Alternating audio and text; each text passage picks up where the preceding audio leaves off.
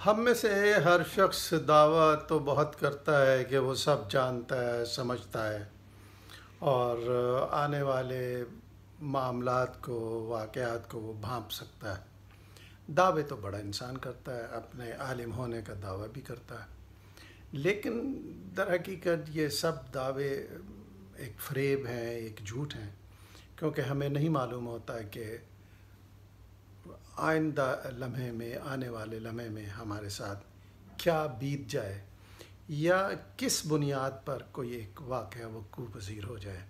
ہمیں نہیں معلوم کہ جو رزق کی فراوانی ہمارے پاس ہے، اللہ تعالیٰ کی نعمتوں کی فراوانی ہے، وہ کیوں ہے، ہمیں اس کا اندازہ نہیں ہے، ہم نہیں جانتے۔ اور اس طرح بعض اوقات ہم ایک مشکل میں پھنستے پھنستے بچ جاتے ہیں، ایسا کیوں ہوا یہ بھی ہمیں سمجھ نہیں آتی، ہم سوچیں بھی تو ہمیں سمجھ نہیں آتی۔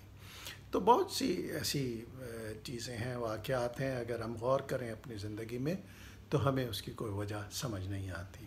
یہ سب پاک پروردگار کی عنایت ہے، رحمت ہے کہ وہ ہم پر اپنا کرم کرتا ہے، فضل کرتا ہے، اور ہم بہت سی مشکلات اور پریشانیوں سے بچ جاتے ہیں، اور ایسے بچتے ہیں کہ ہمیں پتہ بھی نہیں چلتا کہ ہمیں کس نے ان ساری مشکلات سے، پریشانیوں سے محفوظ کیا۔ یقین پاک پروردگار کی ذات ہے جو یہ سب کچھ کرتی ہے۔ دیکھیے، ایک چھوٹے سے واقعے سے ہم اس چیز کو سمجھ سکتے ہیں۔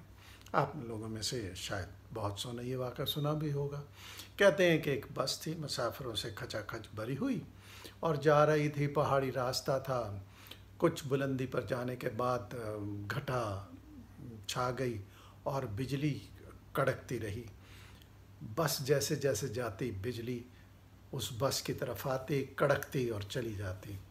ایک خوف کی لہر سب مسافروں میں دوڑ گئی کہ یہ کیا وجہ ہے، کیوں بجلی ہم پر ایسے آتی ہے اور پھر واپس چلی جاتی ہے، اس کی کیا وجہ ہے؟ ایسا نہ ہو کہ یہ بجلی گر جائے اور ہم سب ہی اس میں مر جائیں۔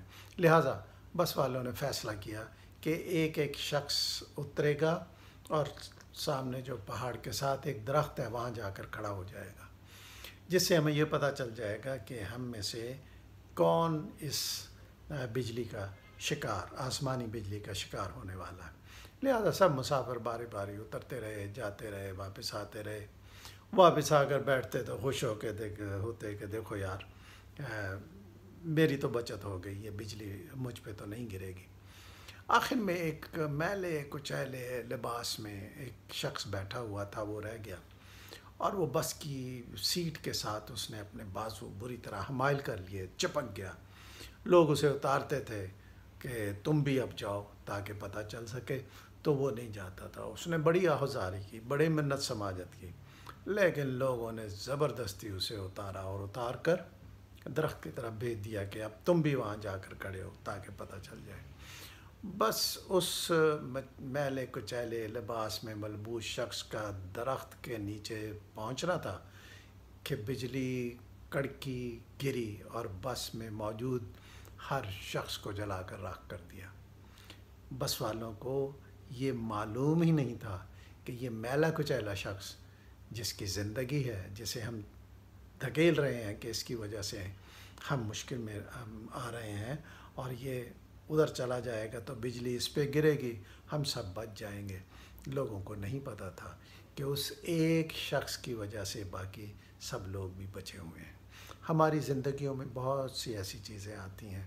اگر ہم کاروبار کر رہے ہیں تو بہت سے ہمارے پاس جو ملازم ہیں، معلوم نہیں کہ ان میں سے کس کے نصیب کا رزق ہمارے پاس آ رہا ہے، اور بعض اوقات جب ملازم کو نکال دیا جاتا ہے تو اس کے منفی اثرات نظر آتے ہیں۔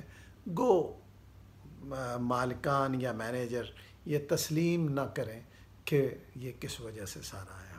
آپ نے مشاہدہ کیا ہوگا زندگی میں کہ جب انسان شادی کرتا ہے، آمدن کچھ ہوتی ہے، لیکن جیسے جیسے اولاد آتی ہے اس سے پہلے پروردگار رزق کا انتظام کر دیتا ہے۔